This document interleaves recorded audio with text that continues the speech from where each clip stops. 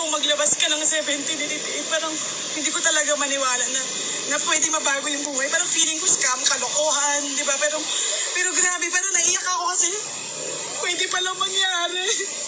Pwede palang mangyari sa tao na wala na naman tiwala sa sarili. Tapos pwede palang mangyari sa tao na walang, alam mo yon, wala kang confidence na tingin mo hanggang dun ka na lang.